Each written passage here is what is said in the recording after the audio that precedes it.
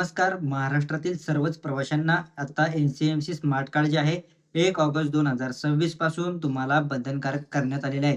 त्याचबरोबर महाराष्ट्रातील जे प्रवासी आहेत त्यांना असं देखील सांगितलं होतं किंवा त्यांना मुदत देखील दिली होती, की हे एन-सी-एम-सी स्मार्ट कार्ड काढून तुम्हाला हे बंधनकारक करण्यात आलेलं आहे. त्याचबरोबर एन-सी-एम-सी स्मार्ट काढायचा जो कालावधी आहे तो तुम्हाला फॉर्म सबमिट केल्याच्या नंतर ₹199 ला हे एन-सी-एम-सी नवीन कार्ड निघतं.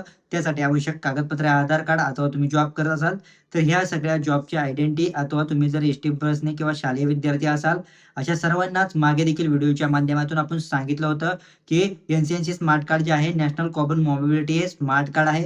ह्यांनाच आता 1 ऑगस्टपासून सर्वांनाच अनिवार्य करण्यात आलेलं आहे. जे प्रवासी एस-टी महामंडळाच्या बसने प्रवास करतात किंवा जे बसने किंवा ट्रेनने किंवा पार्किंगमध्ये देखील हे स्मार्ट कार्ड चालू शकते.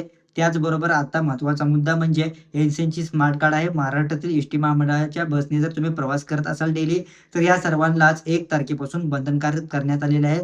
तर हीच आहे महत्त्वपूर्ण अपडेट आणि बघा एन-सी-एन-सी स्मार्ट कार्ड आहे ते आता महाराष्ट्रातील सर्वांनाच अनिवार्य करण्यात आलेले असून ज्यांनी देखील अजून देखील केलेलं नाहीये किंवा जे प्रवासी आता 1 तारखेनंतर एन-सी स्मार्ट कार्ड नसताना देखील प्रवास करतील, तर त्यांना फुल तिकीट काढायला लागणार आहे. त्यामध्ये बघा कोण आहे महिला ज्येष्ठ नागरिक किंवा अमृत ज्येष्ठ नागरिक हे 2 जे आहेत, त्यांना हे देखील बंधनकारक करण्यात आलेले आहे. त्याचबरोबर एन-सी-एन-सी जे स्मार्ट कार्ड आहे तुम्हाला बंधनकारक करण्यात आलेले असून देखील 1 तारखेपासून एन-सी स्मार्ट कार्डने जर तुम्ही प्रवास केला नाही, तर ह्यामध्ये तुम्हाला इथून पुढचा प्रवास हे फुल तिकीटने करायला लागणार आहे.